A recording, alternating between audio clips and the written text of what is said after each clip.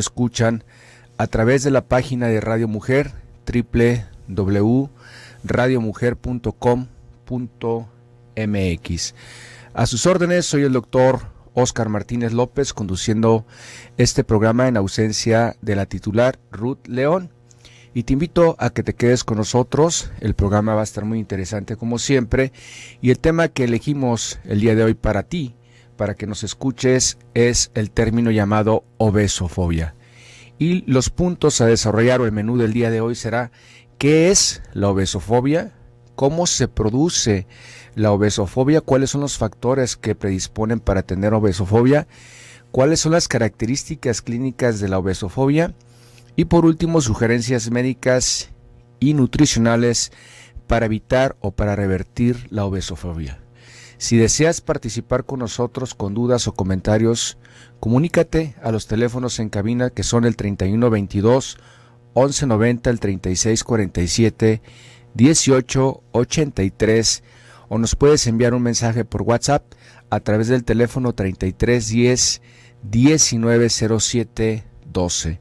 Y de igual manera, iniciando el programa, te invito a que participes semana a semana. Estamos lanzando un reto.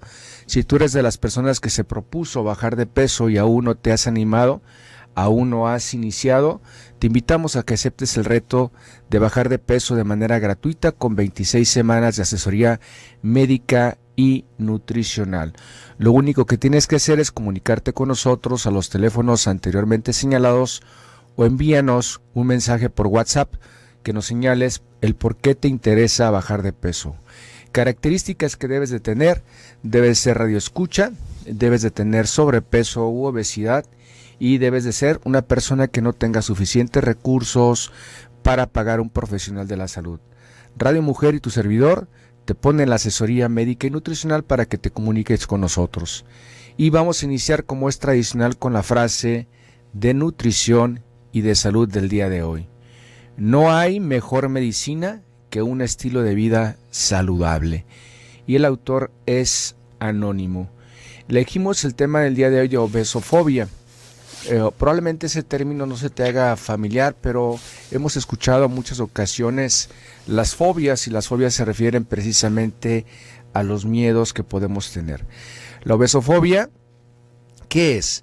La presión social caracterizada por la imposición de un modelo estético de extrema delgadez contribuye a aumentar la preocupación por el peso corporal y a adoptar conductas que tienen como finalidad perder peso y modificar el cuerpo. Curiosamente, en México tenemos una información doble en la cuestión nutricional. Por un lado, precisamente la presión social nos exige de alguna manera que tengamos unos cuerpos esbeltos, que tengamos actividad física, que seamos saludables, pero por otro lado estamos invadidos por los medios de comunicación, por la televisión, en la cuestión que solamente nos están promoviendo, nos están promocionando, nos están enseñando solamente producto chatarra que consumamos todos los días, y es precisamente donde hay cierta incongruencia en la sociedad, y ese es el motivo principal por el cual se da este concepto que es la obesofobia, o miedo a tener sobrepeso o miedo a la obesidad. Se postula que la sociedad promueve directamente la insatisfacción corporal, aumentando las tasas de conductas de control de dieta y de peso. Se ha visto hoy día, en base a muchos estudios, y sobre todo se ha hecho estudios en las universidades, donde precisamente en la etapa de la adolescencia o en la etapa de la adultez, cuando se inicia la adultez promedio entre los 12, 18 hasta los 20 años, que es justo cuando hay más factores o más posibilidad de que se tenga un trastorno de conducta alimentaria.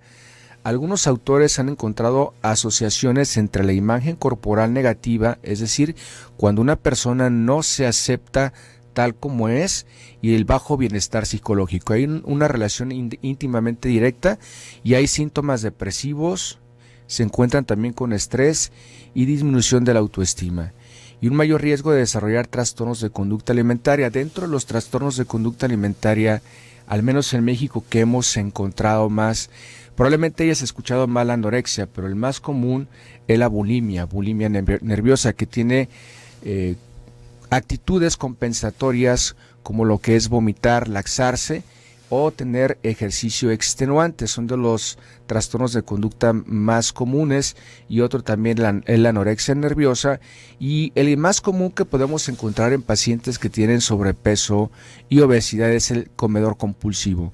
Esto no se ve realmente hasta cuando haces una historia clínica, cuando haces una evaluación médica y nutricional, cuando haces una entrevista minuciosa y te das cuenta que el paciente no solamente tiene sobrepeso o obesidad, sino que cumple con ciertos criterios para cumplir precisamente con un trastorno por atracón.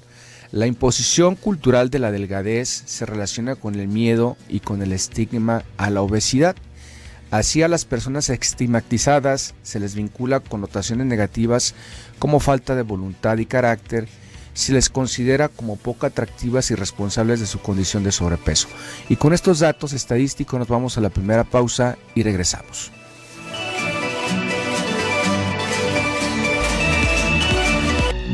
No esperes a tener sed para beber agua. Toma por lo menos de 6 a 8 vasos diarios.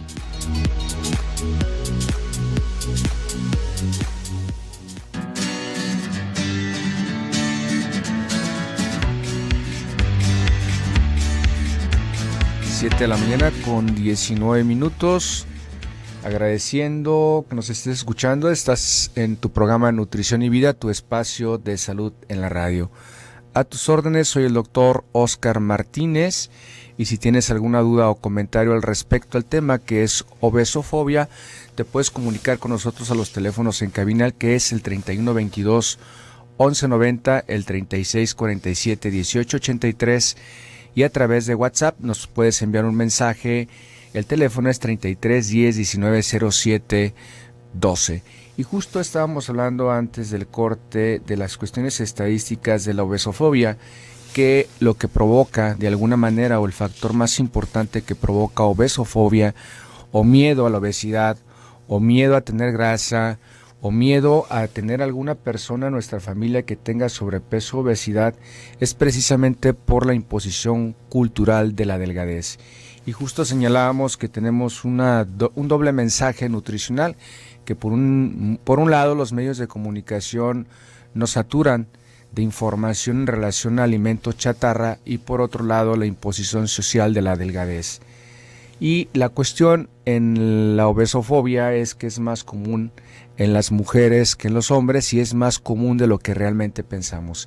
Se realizaron varios estudios y está demostrado que en México las mujeres con obesidad sufren más experiencia de discriminación que los hombres, porque pueden recibir insultos, ser objeto de desprecios, burlas y otros juicios negativos. Al menos el 14.5% de los y las adolescentes de las universidades están satisfechos con su composición corporal, pero el 85.5%, es decir, casi el 90%, presentan algún tipo de insatisfacción corporal. Es decir, al menos el 90% de los adolescentes ha tenido en alguna ocasión algún tratamiento para controlar sobrepeso o obesidad, o no están conformes con su composición corporal. Y se encuentra una relación directa que a mayor índice de masa corporal, mayor es la insatisfacción corporal. Es decir, que a mayor sobrepeso hay mayor insatisfacción corporal, de los que destacan las mujeres con una relación del 55% y en los hombres de un 33%. O sea, como vemos, realmente las estadísticas nos señalan que es muy alto. Y aquí la cuestión es que el punto de la obesofobia regularmente no se toca excepto cuando se le preguntan, y se hicieron precisamente varios estudios en universidades donde se les preguntaba a los jóvenes su satisfacción corporal, y esto es precisamente con la intención de ver el riesgo que tienen los jóvenes para trastornos de conducta alimentaria. Y como bien dijimos anteriormente, las estadísticas no mienten y es muy alto, el porcentaje es muy alto, al menos el 55% de las mujeres se preocupa por su composición corporal y al menos el 33% de los hombres. y estamos hablando en una edad de adolescente. El sobrepeso y la obesidad en México no es solamente cuestión de calorías, sino es una cuestión de conducta. Y vamos a hablar también de los tipos de conducta alimentaria que existen. Hay una conducta alimentaria no restrictiva o normal. ¿Qué es una conducta no restrictiva o normal? Consiste en una alimentación variada y no restrictiva. Las personas no presentan problemas con su alimentación y con su cuerpo y no tienen fijación con la comida. Es decir, personas que comen poquito de todo, a lo mejor que tienen algo de actividad física y no tienen ningún tipo de problemas en relación con la fijación de la comida. Hay una conducta restrictiva no dietante. La conducta restrictiva no dietante es una restricción de manera temporal y regularmente se da en pacientes que tienen algún problema de salud, es decir, que tienen que estar en un régimen específico, ejemplo, para controlar colesterol, triglicéridos, ácido úrico, cuando el médico les señala que tienen que tener cierta modificación en los hábitos alimenticios, pero es de manera temporal. Y hay una conducta dietante crónica. La conducta dietante, o podemos señalar lo que es adictos a las dietas, o también podemos señalar lo que es el sobrepeso de tipo emocional, es un apego a recurrente a dietas, es decir, personas que están siempre a dieta, que ya hicieron la dieta de la luna, del sol, de las estrellas, a lo mejor la dieta de Thalía, o a lo mejor la dieta de alguna de las revistas, sí, o a lo mejor la dieta que vieron en algún programa de televisión, y hay cierta disconformidad permanente con su peso, la imagen corporal y una identificación con el estilo de vida dietante. Estas personas nunca se permiten comer de manera flexible, es decir, puede ser personas que les cause mucha frustración. Les causa mucha frustración de repente estar en régimen alimenticio restrictivo durante toda la semana y probablemente el fin de semana se den su permiso de consumir algo libre, a lo mejor un postre, probablemente una pasta, a lo mejor un pedazo de pizza, y se dan cuenta que al momento de subirse a la báscula tienen el mismo resultado de la semana pasada. Es decir, el esfuerzo que hicieron toda la semana lo echan a perder en un solo fin de semana o en un solo día, y nuevamente inician con la dieta o reinician con otro tipo de dieta, probablemente sea el lunes, el martes, el día que la persona elija. Y esta es una conducta dietante, y aquí la cuestión con la conducta dietante es que se maneja como si fuera una cuestión adictiva, precisamente porque son adictos a las dietas. Y el último tipo de conducta alimentaria son los trastornos de conducta alimentaria. En los trastornos de conducta alimentaria encontramos una distorsión de la imagen corporal, es decir, pueden ser personas que tengan un peso adecuado o inclusive pueden estar en bajo peso, pero presentan conductas compensatorias o purgativas como laxarse. Pueden utilizar, aparte de los laxantes, pueden utilizar diuréticos o pueden tener actividad física extenuante.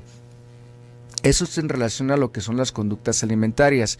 El concepto de obesofobia tiene dos connotaciones. La connotación propia, es decir, la propia imagen que tengo de mí, de los demás, y también lo que es la connotación social en relación a la discriminación que tienen los pacientes que tienen sobrepeso u obesidad. La obesofobia es una palabra que es una neología que define como algo persistente, normal e injustificado de miedo a engordar o a aumentar de peso, o fobia a la grasa, miedo o desagrado exagerado a la gordura propia o la de otras personas. También se le conoce como proquestofobia. Proquestofobia es lo mismo que obesofobia, y en la psicología clínica y también en la nutrición clínica algunos autores la asocian a problemas de conducta alimentaria riesgosa. Ya señalamos que las conductas alimentarias de riesgo regularmente son los trastornos de conducta alimentaria, como puede ser la anorexia nerviosa, la bulimia o el trastorno por atracón. Y también se relaciona con algunos trastornos psicológicos tales como la anorexia nerviosa. Ya señalamos, el término se vincula a la presencia de una actitud implacable y distorsionada hacia el peso corporal y la propia forma del cuerpo. Y como señalábamos anteriormente, la obesofobia es más común de lo que realmente pensamos. Si hiciéramos alguna encuesta, alguna entrevista a las personas que acuden a la consulta, inclusive si tú hicieras una entrevista tus amigos, entre tus amigas, ¿Cuántos de ellos han estado en régimen alimenticio restrictivo para controlar el peso o han intentado estar a dieta? ¿Cuántos de ellos tienen miedo a la obesidad? Realmente te vas a dar cuenta que el porcentaje es muy alto. De inicio señalábamos que el porcentaje está inclusive hasta arriba del 80% de los adolescentes en alguna situación en su vida tienen disconformidad en la composición corporal, no aceptan su cuerpo tal cual es y eso también se puede considerar como obesofobia. Las personas que padecen esta fobia inician con el deseo de perder peso. Regularmente la obesofobia o cualquier tipo de trastorno de conducta alimentaria inicia precisamente así, con el deseo de perder peso, el cual se convierte en un acto compulsivo por evitar a toda costa las cosas que podrían dar como resultado un aumento de peso.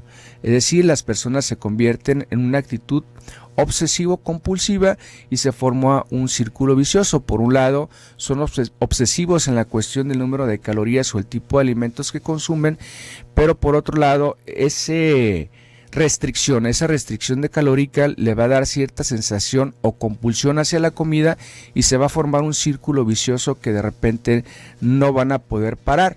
Y al no poder parar ese tipo de actividad en cuestión de la nutrición, y es lo que consideramos como obesofobia y como un factor para trastornos de conducta alimentaria. Pausa y regresamos.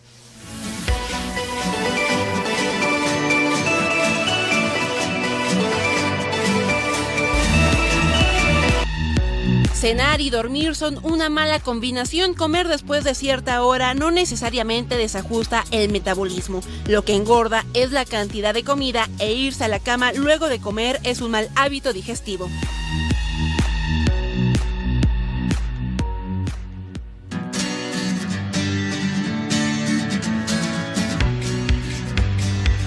Siete de la mañana con 34 minutos, agradeciendo que permanezcas escuchando tu programa Nutrición y Vida, tu espacio de salud en la radio, y agradecemos a nuestra productora Karen Escamilla, que está en cabina, y también a Antonio Oregel en controles, y el día de hoy estamos hablando de obesofobia.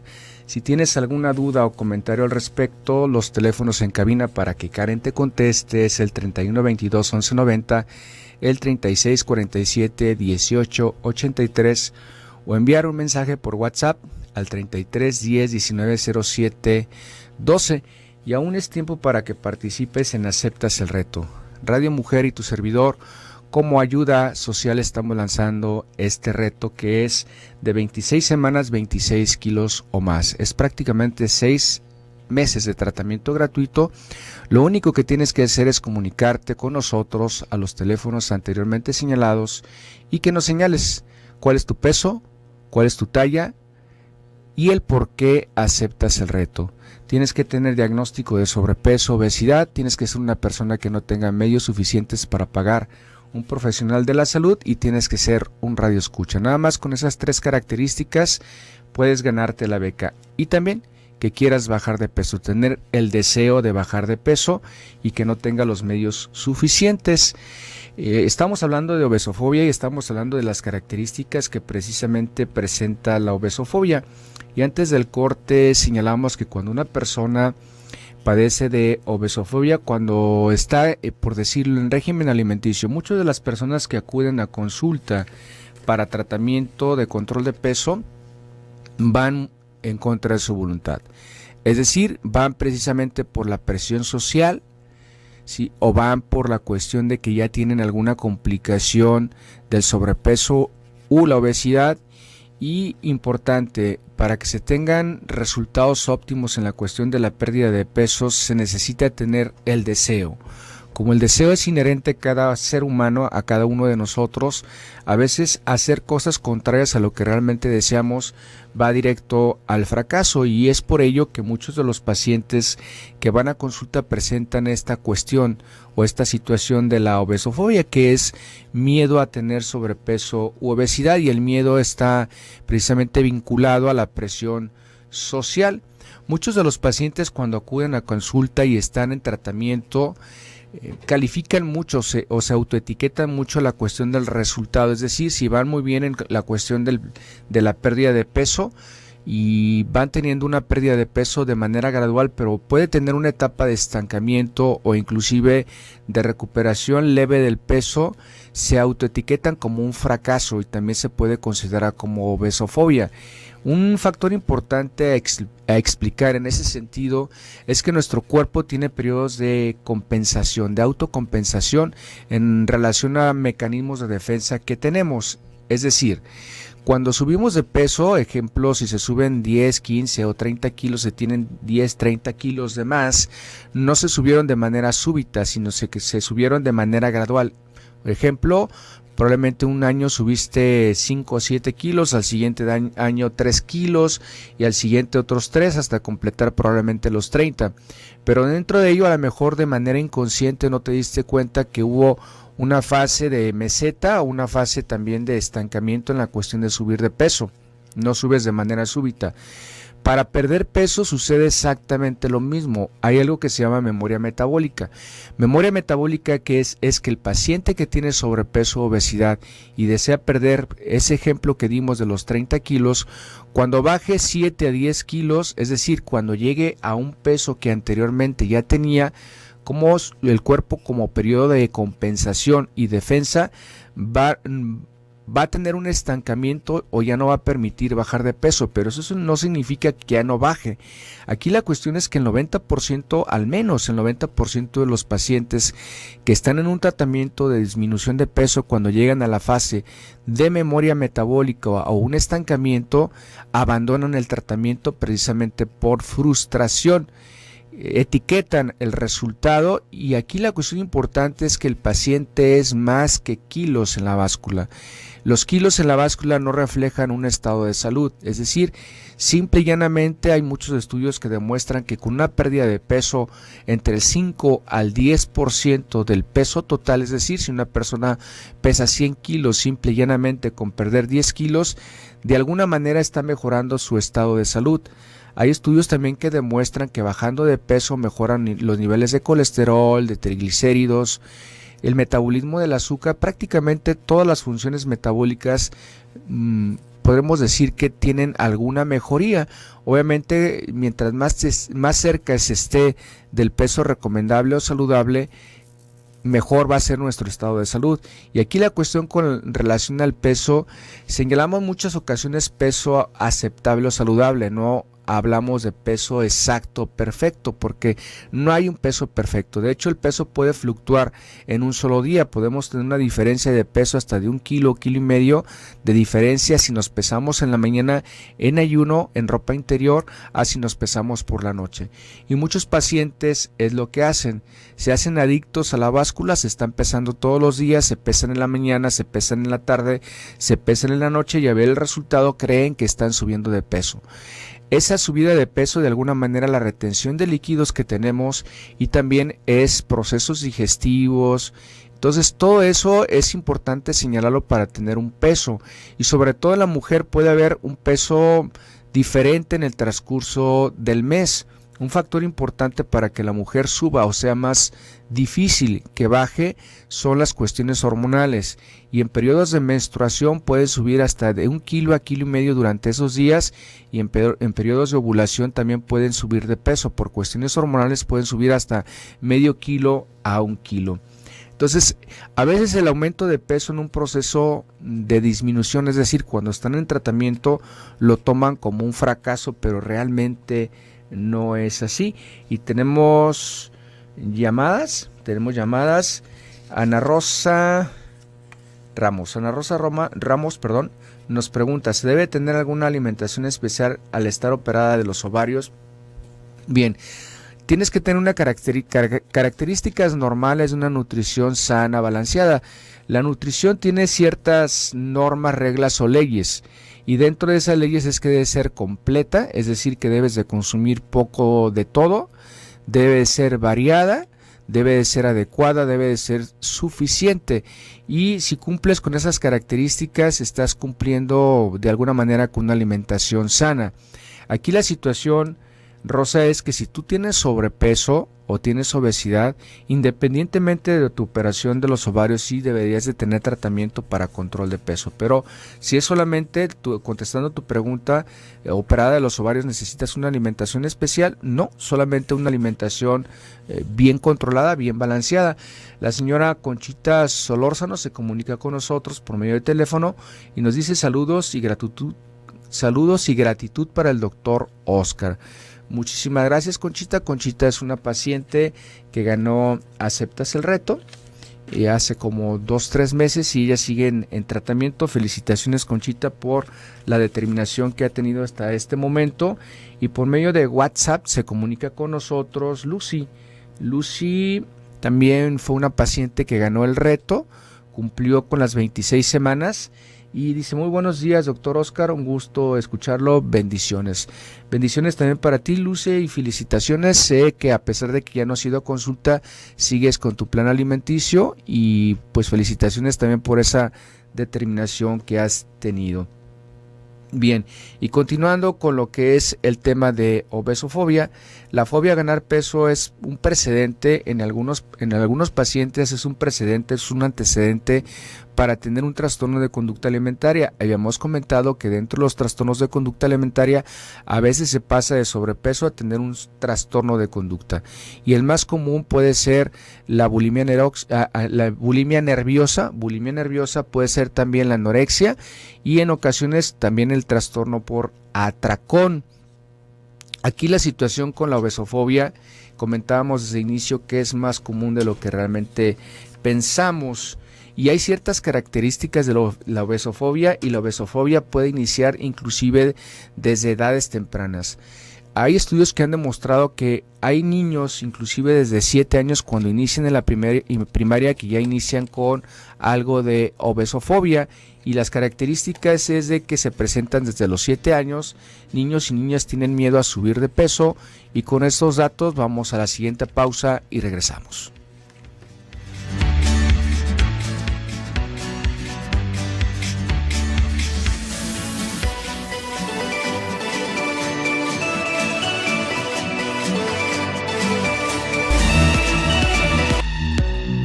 El ejercicio es básico, 3 veces por semana, al menos media hora sería suficiente para mantenernos en buena forma.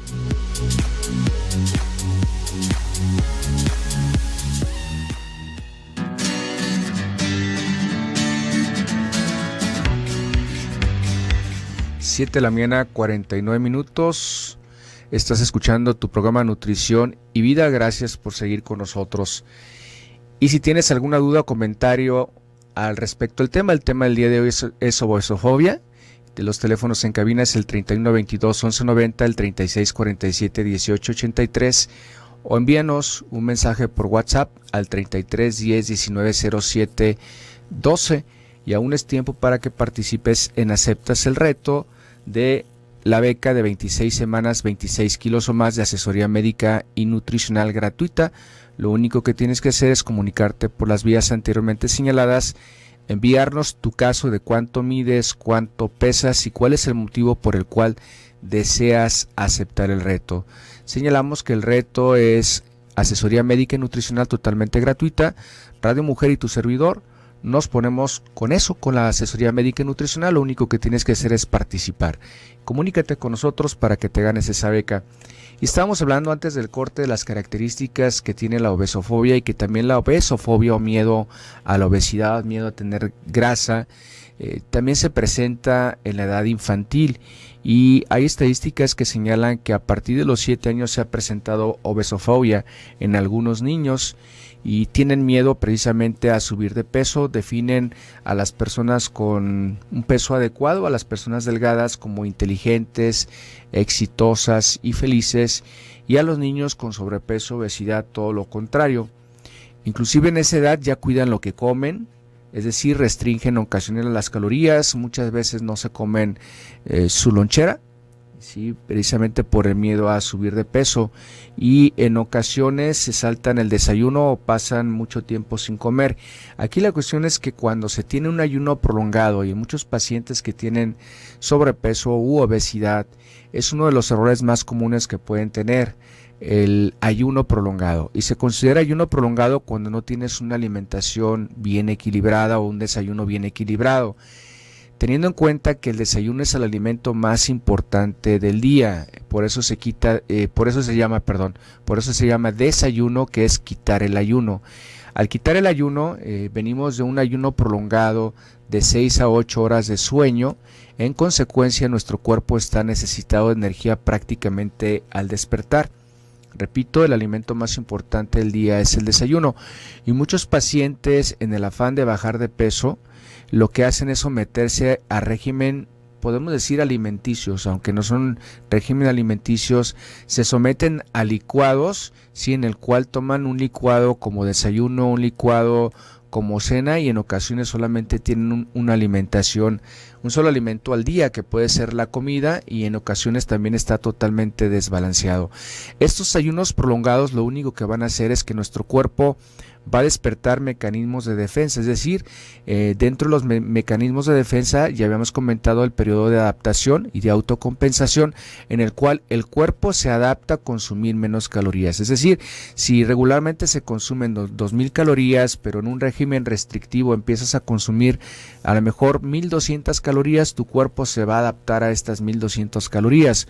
Y cuando abandones el licuado, cuando abandones la dieta, cuando abandones el jugo, esas 800 calorías que de alguna manera te estabas ahorrando, probablemente las vayas a empezar a volver a consumir, regreses a las 2000 calorías, que es el hábito alimenticio ya preestablecido durante mucho tiempo, y eso va a hacer que esas 800 calorías extras tu cuerpo las deposite como grasa. Es decir, el ayuno no es un factor, no es una cuestión o no es un método para bajar de peso.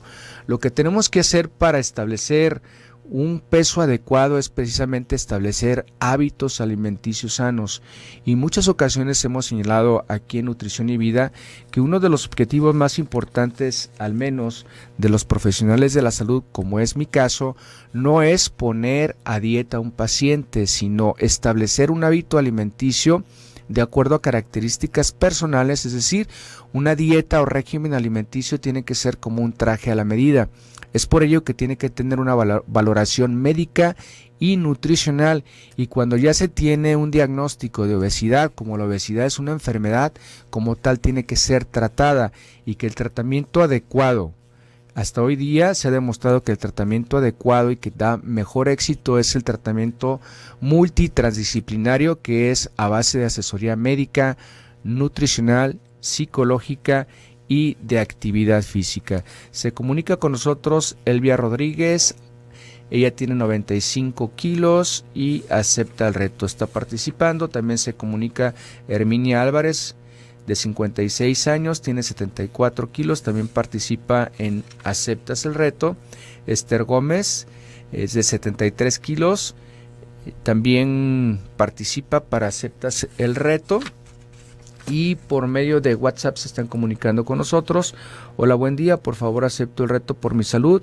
Soy Ana, peso 98 kilos y mido 1,64. Ojalá y sea la afortunada. Dice, excelente día, viernes para todos. Muchísimas gracias por el saludo. Y ya para prácticamente terminar, y ya con las conclusiones del programa, ¿cuáles son los factores de riesgo para presentar obesofobia, que es miedo a la obesidad, miedo a tener sobrepeso, o para tener algún trastorno de conducta alimentaria?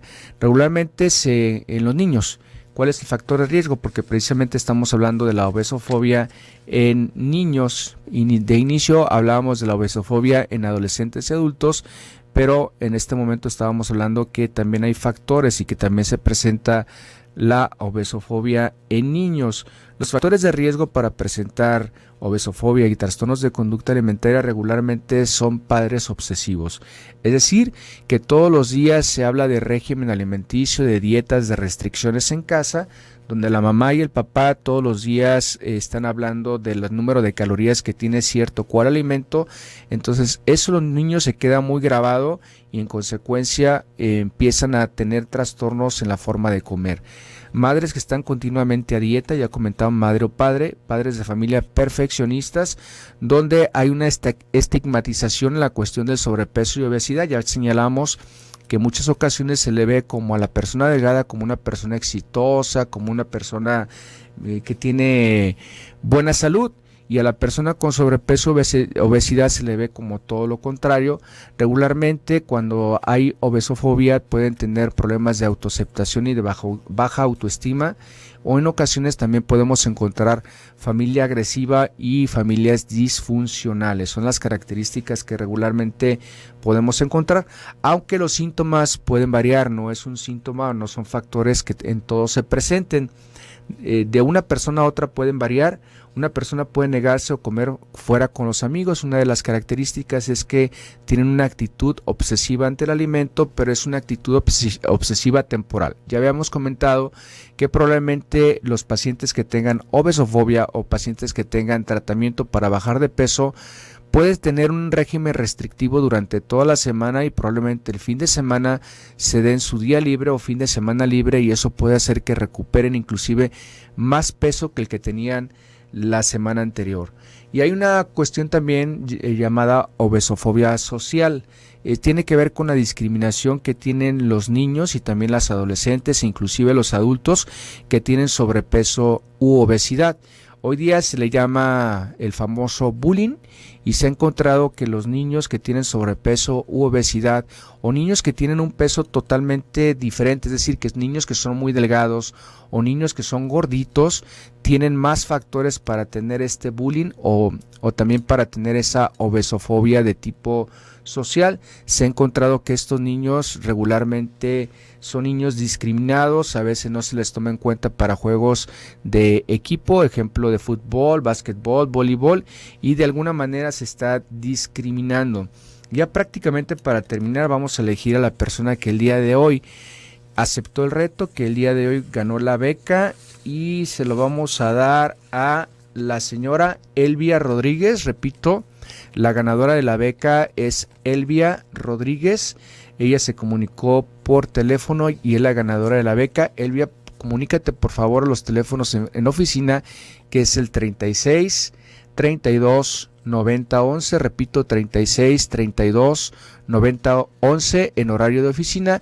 Y si tú fuiste de los que participaste pero no ganaste, simple y llanamente con ser radio escucha te vamos a regalar la primera consulta. Tu primera consulta va a ser gratuita, que incluye una valoración médica y nutricional, y te invito para que te quedes con el doctor Priego en el siguiente programa Quiero Vivir. Soy el doctor Oscar Martínez. Muy buenos días. Gracias.